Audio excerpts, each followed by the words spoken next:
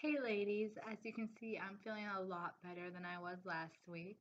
So I'll put up my Harry Potter tag this week and then I'll also do my other video and also put that up. So let's begin with this Harry Potter tag. Okay, so my favorite book was The Prisoner of Azkaban. It's just the first one that you start to really get the story and get outside of Hogwarts and outside of Diagon Alley, and you just get to learn about the world more.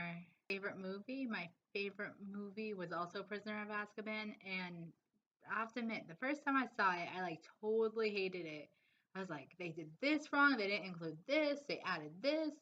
But then after rewatching it a few times, I realized like this is the first one there they started to make all the characters seem like they were the actual age that they were.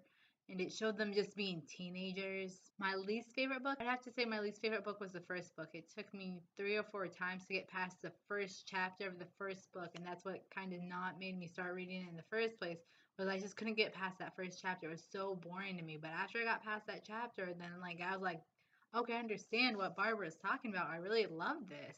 Least favorite movie. It's been a while since I watched them, but I'd probably say Order of the Phoenix just because that book, like that's my second, the overall book, like that is probably my second hated book because of how angsty he is, and he's really angsty in the movie too. You know, in Puppet Pals, when he's like inks, inks, inks. That's just that whole book. Also, with this movie, it was the first movie that you kind of had to have read the books to understand what was going on in the movies. The previous ones you could kind of get away with going like, I wonder this character how this adds up. But like this movie, without knowing somebody to ask, it's like, what's going on? It's really hard to follow the plot line. Parts of the books and movies that made me cry, I would have to say, spoiler alert. I know it's been out forever, but spoiler alert. When Dobby dies and when Hedwig dies, both of those deaths just kind of symbolize his loss of innocence and how the war just tears people apart. And those two deaths really got me. Also, when anything bad happened to the twins, because I have a twin, it just kind of killed me a little bit inside. If you could hook up with a Harry Potter character, who would it be? I wouldn't hook up with any of them. They're all kind of flawed, and I kind of like who I have. I don't want anybody fake. Your favorite character? My favorite character since I started reading it was Hermione, so it's still Hermione. I can really relate to her. It's because she's mostly the voice of reason, and like a lot of times I'm like, yes, exactly. What would your Patronus be? My Patronus would be a flamingo. Very personal reasons, which I don't want to share, but it would be a flamingo. If you could have the Resurrection Stone, Invisibility Cloak, or Elder Wand, which one would you choose? I would choose the Invisibility Cloak.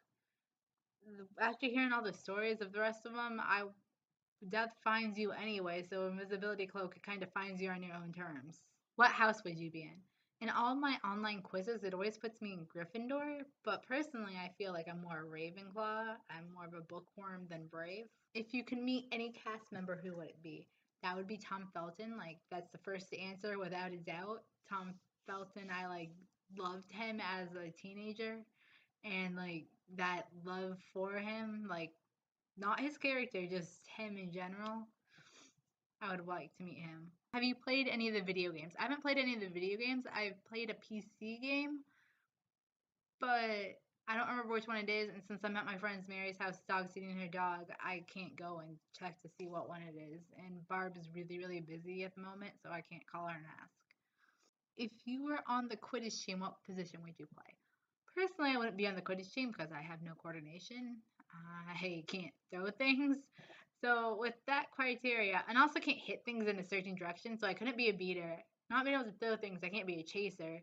And then also it's the catching part that I suck at too, so I couldn't be the keeper. So I guess the only thing left is seeker. But I don't know how well I would be able to like chase after a ball to catch it either. So maybe seeker or keeper. Were you happy with the ending? Absolutely not. I think it was a cop out. I think she didn't want to make a real thoughtful ending, so she just gave it that ending because people who've gone through war, and has had a messed up childhood as they've had would not be so well adjusted and sending their kids off to Hogwarts going, hi, bye. There would be a lot of like shit in between to get to that point. And she was like, I don't want to write any of that shit. This is how it ends. How much does Harry Potter mean to you? I met all my high school friends through Harry Potter. And I feel like it's our generation's go-to thing. Like, if you want to go and talk to somebody, you go, hey, what about this Harry Potter? And, like, if somebody hasn't read it or seen the movies, then you'll be like, oh. But if they have, then you just, like, get into, like, a really good conversation about it. And, like, it's a good thing to bond over. I am going to go back to watching the doggy. I hope you guys are having a wonderful week. See you guys. See you, ladies. Bye.